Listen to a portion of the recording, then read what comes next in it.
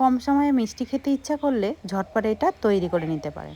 সুজি ছানা ছাড়াও কিন্তু এটা রেডি হয়ে যায়।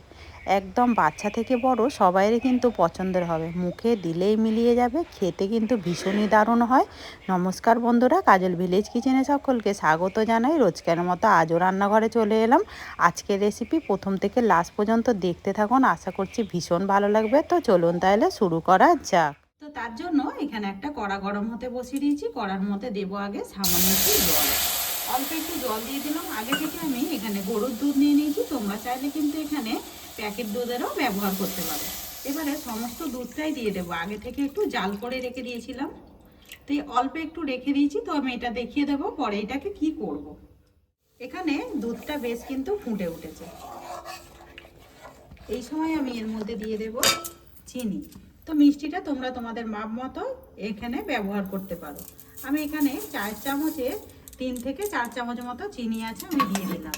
মাপে এটা 50 থেকে 60 গ্রাম মতো চিনি হবে।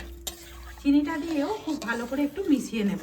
এই ক্ষেত্রে দেখবে দুধটা কিন্তু এখানে একটু পাতলা হয়ে যাবে, আবারও জাল দিতে দিতে কিন্তু বেশ সুন্দরভাবে ঘন হয়ে যাবে। তো আমরা এটাকে খুব বেশি ঘন করব না, তার জন্য আমি দেখিয়ে দেবো। এখানে যে বাটিটা নিয়েছি এই বাটির মধ্যে দিয়ে দেব আমি 1 চামচ। তো এখানে দিয়ে দিলাম 1 চামচ কাস্টার্ড পাউডার, আর একটু দিয়ে দেব। তো দেখতে পাচ্ছ 1.5 চামচ দিয়ে দিলাম। আর এখানে যে দুধটাকে আমি বাঁচিয়ে রেখেছিলাম এর মধ্যে দিয়ে দেব। আর এটা কিন্তু জল অথবা দুধ দিয়েই কিন্তু গুলতে পারবে, আর এটা কিন্তু গরম দিলে হবে না, ঠান্ডা দিলে তারপরে কিন্তু এটা গোলা যাবে। এখানে দেখো চিনিটা কিন্তু খুব ভালোভাবে মিশে গেছে, দুধটাও অনেকটা কিন্তু ঘন হয়ে গেছে। এর থেকে আর বেশি ঘন করব না। আর এখানে নিয়েছি আমি এলাচের গুঁড়ো, তো এখানে বেশ কিছুটা দিয়ে দেবো এলাচের গুঁড়ো। এতে করে কিন্তু টেস্ট আর স্বাদটা কিন্তু দারুণ আসবে। তোমাদের হাতের সামনে না থাকলে পরে তোমরা এখানে সেই ক্ষেত্রে গোটা এলাচও ব্যবহার করতে পারো, অথবা এলাচটাকে একটু গুঁড়িয়ে নিয়ে এইভাবে দিতে পারো। তো এর মধ্যে এবারে খুব ভালো করে মিশিয়ে নেব। আর এখানে যেই আমি কাস্টার্ড পাউডারটাকে গুলে রাখলাম এটাকে আরও একটু গুলে নেব, আর এটাকে অল্প অল্প করে দেবো আর এইভাবে মেশাতে থাকবো। আর দেখতেই পাচ্ছ সুন্দর একটা ঘন হতে শুরু করে দেবে। আর বেশি ঘন করার দরকার নেই, এই সময় কিন্তু গ্যাসটাকে অফ করে দেবো। এখানে দেখতে পাচ্ছ কয়েকটা আমি রুটি নিয়ে নিয়েছি, পিস কাটা রুটি। এটা দিয়ে কিন্তু বেশ সুন্দরভাবে রেডি হয়ে যাবে। তো মিষ্টি খেতে ইচ্ছা করলে ঝটপট কিন্তু একেবারে 5 মিনিটেই রেডি করে নিতে পারো। তো এবারে এইখানে যে রুটিগুলো রয়েছে চারিদিকটা আমি এইভাবে একটু কেটে দেবো। যেই কালো কালো এগুলো রয়েছে এগুলো বাদ দিয়ে সাইডে রেখে দেবো। তো এগুলো ফেলে দেবো না, এগুলো কিন্তু ব্রেড ক্রাম্বসের কাজে লেগে যাবে পরে। সমস্ত রুটিগুলোকে আমি এইভাবে কেটে নিয়েছি। এবার আমি সাজানোর জন্য এখানে একটা নিয়ে নিলাম এরকম একটা টিন। তো তোমরা যে কোনো পাত্রের মধ্যে অথবা থালার মধ্যেও কিন্তু সুন্দর করে এটাকে সাজিয়ে নিতে পারো। এবারে আমি সমস্ত রুটিগুলোকে সুন্দর করে সাজিয়ে দেবো। আর যখন দেখবে এইভাবে যখন হবে না তখন কিন্তু তোমরা চাইলে কিন্তু কেটে নিতে পারো, কেটে নিয়ে নিজের মাপ মতো করে কিন্তু সুন্দর করে এটাকে সাজিয়ে নিতে পারো। দেখতে পাচ্ছ আমি 4টে রুটি সুন্দর করে সাজিয়ে দিয়েছি। এই সাইড থেকেও আমি আবারও দিয়ে দেব, তাতে করে কিন্তু দেখতে সুন্দর লাগবে। এবারে এখানে যে মালাইটা রেডি করেছিলাম সমস্তর ওপরে এইভাবে দিয়ে দেব। আর দেখতেই পাচ্ছ কতটা সহজে কিন্তু এই টিফিনগুলো রেডি হয়ে যায়, বা মিষ্টিগুলো খেতে কিন্তু বেশ সুন্দর লাগে। যেমনই নরম হয় খেতে কিন্তু একেবারেই দুর্দান্ত হয়। তো এখানে কিন্তু আমি বেশ ওপর থেকে কভার করে ঢাকা দিয়ে দিয়েছি। আবারও আমি রুটি নিয়ে নেব, এর পাট থেকে আবারও দিয়ে দেব রুটি। একইভাবে সুন্দর করে ওই গুছিয়ে নেব আগে। আবার আমি সুন্দর করে দেখো রুটিগুলোকে কিন্তু পাটে পাট সাজিয়ে দিয়েছি। আবার যে মালাইটা করেছিলাম এর ওপর থেকে ঠিক এইভাবে দিয়ে দেব।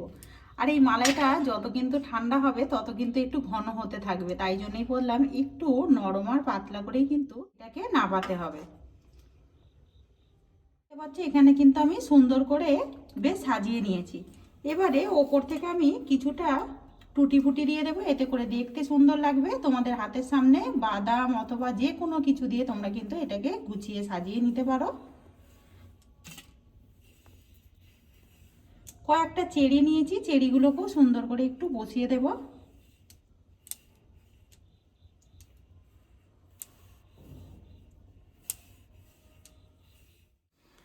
তো দেখতে পাচ্ছ এখানে কিন্তু সুন্দর করে আমি বেশ সাজিয়ে গুছিয়ে নিয়েছি। আর তোমরা দেখো কতটা সহজে কিন্তু মিষ্টি খেতে ইচ্ছে করলে এরকম কিন্তু খুব সহজেই রেডি করে নিতে পারবে।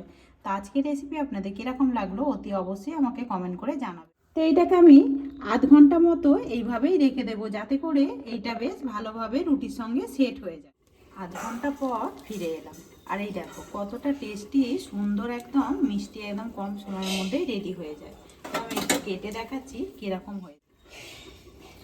সুন্দর করে পিস করে কেটে নেব, আর এই দেখো কতটা সুন্দর নরম হয়েছে। আর এটা কিন্তু মুখে দিলেই মিলিয়ে যাবে। যেমনই কম সময় হয় তেমনই কিন্তু কম উপকরণের মধ্যে কিন্তু রেডি করে নিতে পারো। আজকের রেসিপি আপনাদের কেমন লাগলো অতি অবশ্যই কমেন্ট করে জানাবেন। যদি ভালো লেগে থাকে এটা লাইক করে দিয়ে এইভাবে আমার পাশে। আর এই দেখো কতটা টেস্টি আর কতটা সুন্দর দেখতে হয়েছে, একদম মুখে দিলেই কিন্তু মিলিয়ে যাবে। তো দেখতেই পাচ্ছ একদম মুখে দিলেই কিন্তু মিলিয়ে যাবে, কতটা একদম নরম হয়েছে। দেখো খেতে ভীষণই দারুণ লাগবে, বাচ্চা থেকে বড় সবাইরই পছন্দের হবে, একদম ডিমের মতো খেতে লাগবে। তো আজকের রেসিপি আপনাদের কীরকম লাগলো অতি অবশ্যই কমেন্ট করে জানাবেন। যদি ভালো লেগে থাকে একটা লাইক করে দিয়ে এইভাবে আমার পাশে থাকবেন, আমাকে সাপোর্ট করবেন। আমার এরকম নিত্য নতুন রান্নার জন্য পাশে থাকা বেল আইকনটি প্রেস করবেন। সবাই ভালো থাকবেন, সুস্থ থাকবেন, ধন্যবাদ। আবারও কোনো নতুন রেসিপি নিয়ে ফিরে আসবো। আজকের মতো এই পর্যন্ত।